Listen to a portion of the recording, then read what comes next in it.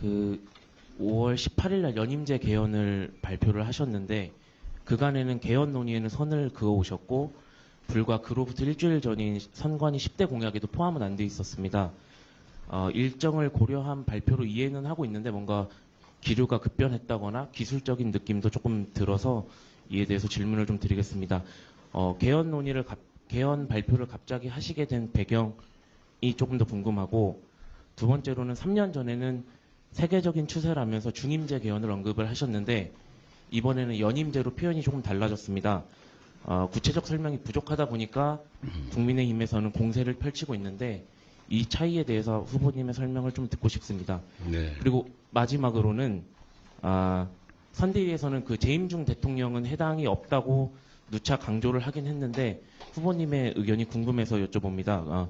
일부에서는 이미 군부 독재 시대는 지났고 재임중 대통령의 연임 여부도 주권자인 국민이 선택을 하면은 가능한 거 아니냐 하는 의견도 나오고 있는데 주권자의 의사를 워낙 강조를 하시다 보니까 이 부분에 대해서 후보님 어떻게 생각하시는지 궁금합니다. 이게 대한민국 정치의 실상을 보면 기본적으로 너무 많이 망가졌다는 생각이 듭니다.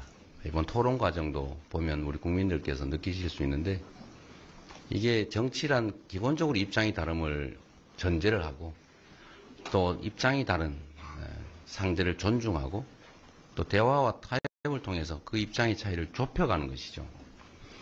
그런데 지금은 보면 상대의 주장을 왜곡 조작을 해가지고 억지 소리를 하면서 공격을 해요. 그거는 정치가 아니죠. 그런 걸 우리는 대화가 아니고 시비 건다고 합니다. 싸우는 거죠. 이건 어린아이들이나 하는 행태다, 이 말씀을 좀 드립니다. 연임제는 그런 거죠. 중임이라고 하면 2번 할 수 있다. 그러니까 소위 퐁당퐁당이 가능하다. 퐁당풍이 가능하다. 그런 얘기입니다. 그러니까 대통령이 됐는데 떨어졌어요. 그 다음에 언젠가 한 번은 나올 수 있다. 이게 중임제죠. 그러면 우리가 중임제를 하자고 하는 이유는 일종의 중간평가 같은 걸 도입해서 8년간의 국정의 안정성을 보장하되 중간에 평가를 해서 안 되면 이제 그만두고 다른 사람으로 대체한다, 이런 의미인데 나중에 다시 하면 거의 국정의 안정성과 아무 관계없이 그냥 2번 하게 한다, 이런 의미밖에 없지 않습니까? 그런 문제가 있어서 학계에서 이건 중임이 아니라 연임만 하게 해야 된다. 이어서 한 번 더 하는 것만 하게 하고 나중에 떨어진다 다시 하는 건 허용하면 안 된다, 그 얘기예요. 근데 이거를 누구나 다 알아들을 수 있는 얘기인데 이걸 그럼 연임, 그러니까 이어서 계속 한다는 거냐, 그런 해괴한 소리를 하지 않습니까? 이게 언어라고 하는 걸 그냥, 언어는 그런 거죠.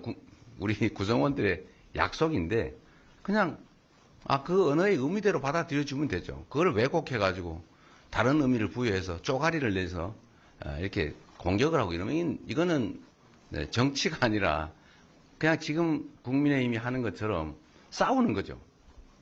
상대를 부정하고 제거하고 상대의 말을 왜곡하고 조작하고, 이런 생각이 극단적으로 발현된 게 바로 계엄이죠.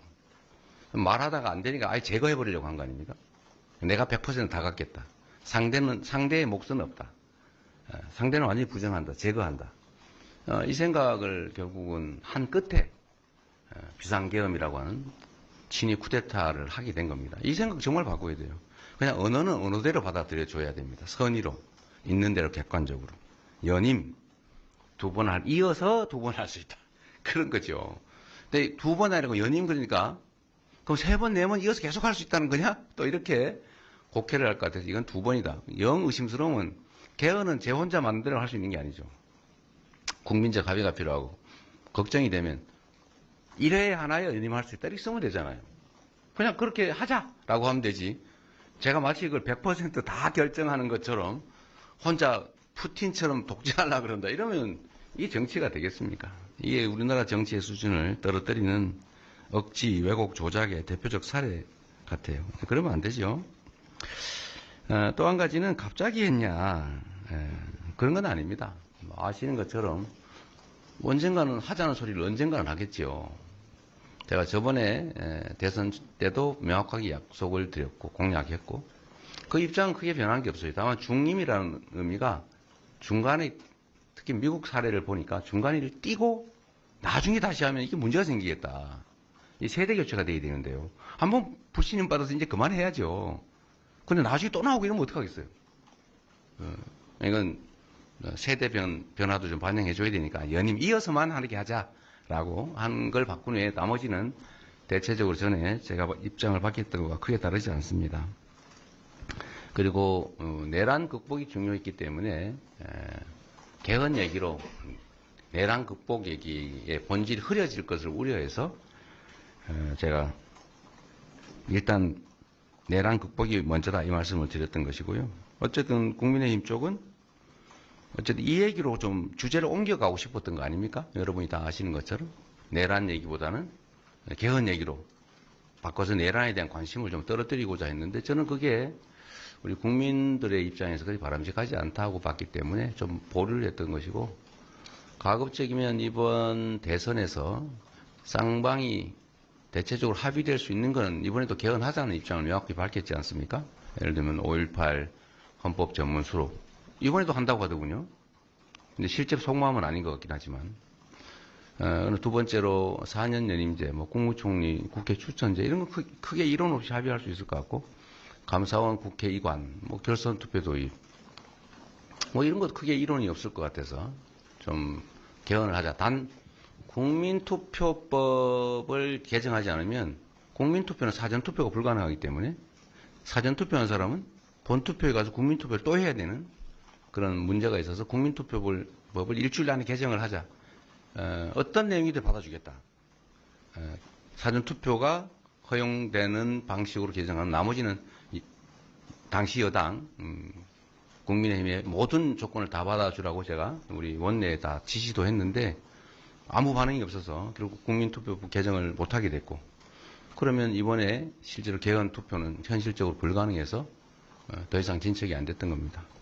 그리고 계속 얘기가 되지만 제가 말씀드렸던 것처럼 그 다음 가능한 대안은 대선 후보가 모두 개헌안을 공약하고 그 공약을 당선되는 사람이 국민이 인정해 준 거니까 그에 맞추어서 개헌하자라고 제안했기 때문에 공약의 일환으로 좀 늦긴 했지만 이렇게 발표하게 됐다는 말씀을 드립니다. 재임 중 대통령은 적용이 없다. 헌법에 그렇게 써져 있잖아요. 그 써져 있는 대로 읽으면 되죠. 그게 예를 들면 이론적으로는 그런 논란이 있긴 한 것 같아요. 헌법을 개정하면 그 조항조차도 국민이 바꾼다는 뜻이기 때문에 그게 그 개정 당시에 국민의 뜻이라면 그 개정된 헌법에 따르는 게 국민주권주의에 더 맞다. 그럼 왜냐하면 과거의 국민들이 현재 국민들의 의사를 제약하는 측면이 있는데 국민의 의사는 현재 국민들의 의사여야 하는 거죠. 그러니까 학계에서는 그 적용이 없다라고 하지만 정치 도의상 그렇게 헌법에 써져 있는데 그걸 어떻게 쉽게 어기겠습니까? 그건 또 책임의 문제가 있죠. 그럼 저는 어떤 입장이냐? 당연히 국민의 뜻을 존중해야죠. 그러나 저는 이 개헌 당시에 대통령이 헌법 개정을 해서 그 개정된 헌법에 따라서 추가의 어떤 혜택을 받겠다는 걸 우리 국민들이 쉽게 용인하지 않을 거라고 봅니다. 그렇게 쉬운 일이겠어요? 좀 의심을 걷어주시기를 우리 언론이야 대신 묻는 것이니까 이해합니다만 이런 정치적 공격으로 국정의 혼란, 국민들의 판단에 혼선을 주는 것은 좀 자제해 주면 좋겠다 말씀을 드립니다. 이번 선거에 유난히 그런 경우가 많은 것 같아요.